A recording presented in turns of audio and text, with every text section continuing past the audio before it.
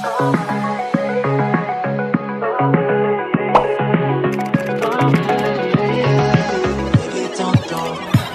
like me, to me it's a good thing. Hello mga sisteret, ngayon kasi ay pupunta tayo ngayon sa City Hall para mag-repacking. And ayun, yung mga re-repack kasi na yun for relief goods ng mga nasalanta ng bagyong Karina. And kaming mga counselors kasi ng CMU is nag-volunteer for help na din, no? Para sa repacking ng mga relief goods, para sa mga tao na nasalanta or naka-apekto dun sa bagyong Karina.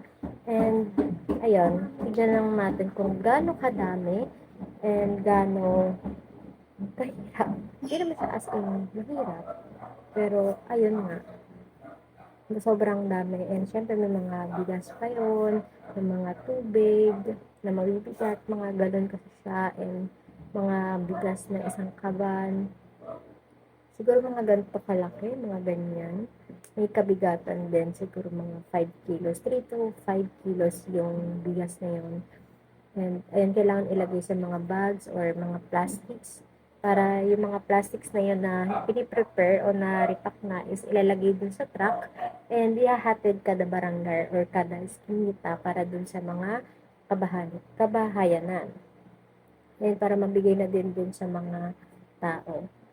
And ayan, samahan nyo na lang ako and panoorin nyo kung gaano kadami ba yung mga i-repack natin for today. Ayan, bago ako umalis ng bahay, sumunod pa tong pusa ko na si Budang. Na Budang kasi name niya. Ayan, sinundan niya pa ako hanggang sa labas. Titignan niya pa ako saan ako pupunta. Nakakalungkot or nakakamiss lang din kasi kasama yung baby ko na yan na pusa na yan kasi nga malambing siya sobra. Pero sa ibang tao, ang taray-taray. Tapos na ako, Ming.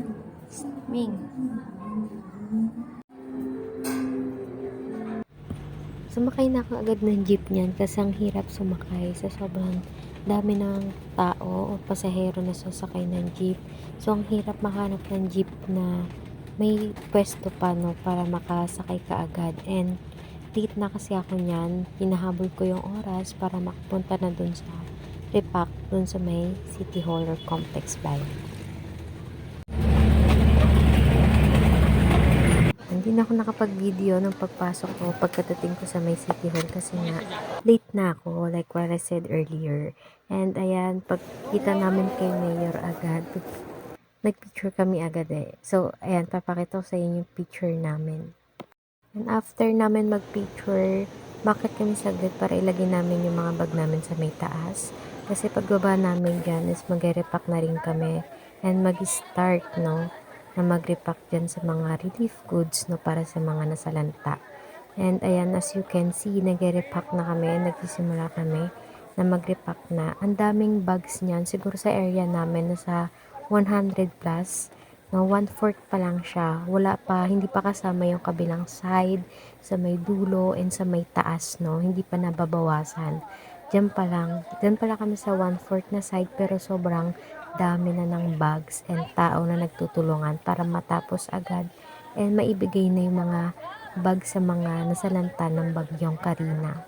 And sobrang init din kasi yun sa part na yan since mabibigat yung mga bags, no, may pwersa and mabibilis dapat kumilos para mas mabilis matapos or mabilis na mailagay mga relief goods doon sa mga bags na kulay blue. Ayan, makikita nyo na usap-usap muna para kahit papaano is mapawi yung pagod, no. And sobrang init din kasi, kaya mas nanadagdagan na mas mapagod ka. Mabibigat din kasi yung mga bigas na binubuhat. Kaya parang bumuhat ka na rin o nag-workout ka na rin.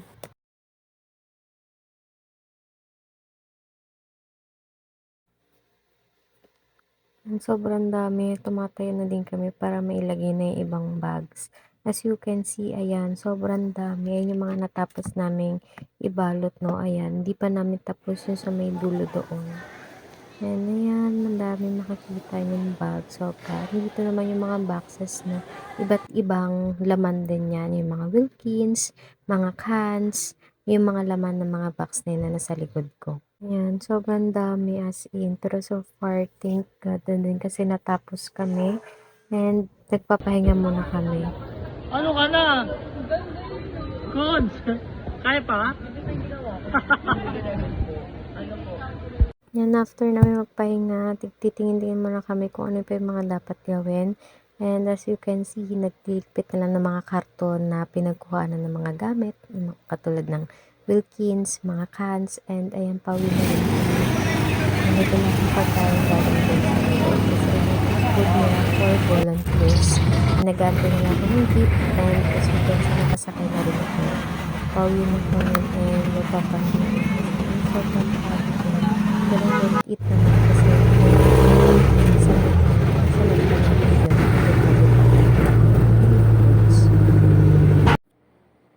So, hi mga sisteret. Ayun na, nakauwi na ako ngayon. And, ayun, magtatanggal pa tayo or magpapalit pa tayo ng mga damit. Kasi nga, para makapagpahinga na. Sobrang dami ng mga nai-repack namin ngayong araw na to. And, yun, kanina kasi, sa sobrang dami ng mga naipack namin, ay mabibigat na talaga. Gawa ng mga tubig and mga isang kaban ng bigas. Kailangan, medyo nakakangawit din kasi pag nagbubuhat kami is nakaupo lang kami and binubuhat namin yung mga plastic box na mga na-repack na namin. May mga iba't ibang packaging kasi siya, mga plastic bags na walang isang kaban pero maraming mga tubig or mga relief goods like canned goods. Ayan. Then, yung mga ibang packaging naman is isang box. No? Siyempre, pag box, may kabigatan, mga dilata na nakalagay doon, ng mga canned goods na mabibigat din yung laman. And yung iba naman is may mga isang kaban, yung mga Wilkins na malalaki. Di ba, pag Wilkins is mabigat talaga. Kaya, ayun, nung nag-repack kami, medyo nangalay lang yung kamay, pero ayun, worth it naman kasi nakatulong tayo sa mga tao na nasalanta ng bagyo. Then, nagkaroon kami ng ayun, libreng pagkain lang sa mga volunteers doon sa mga nag-repack ng mga relief goods. And ito yung nabigay nila. Meron silang umagahan, tanghalian, tsaka pang-dinner. Pero, ito lang yung nakuha ko kasi nga, tangkala na din ako pumunta nun. Gawa nung may inasikaso pa ako sa school. Ayan. And ayan, may chicken sila. Ayan, kanin and gulay. Yung worth it kasi, ayan, para sa mga volunteers, no, kailangan kumain din. And para may mga makapag-prepare na maayos, repack na maayos doon sa mga relief. And ayun, mga sister at kaka. And ayun, mga sister at maya-maya is kakain na din ako, which is ito yung binigay nila. Kanina kasi nung nag-repack kami, is hindi muna ako kumain kasi gawa ng kailangan muna, tapusin muna yung pag-repack namin. Kaming mga nag-repack kasi is kami yung mga volunteers, mga USC officers. Karamihan sa amin is nag-volunteer na mag-repack doon sa mga relief goods, no, para sa mga tao na nasa lantad ng bagyo, naapektuhan ng bagyo. So, ayun, mamaya kakain ako after mag-asikaso kasi magpapalit muna ako ng damit and nililinis, no, before ako kumain para wala nang gagawin and dire-diretso na yung pahinga. So, ayun, thank you sa panonood. So, thank you sa panonood mga sister. Bye!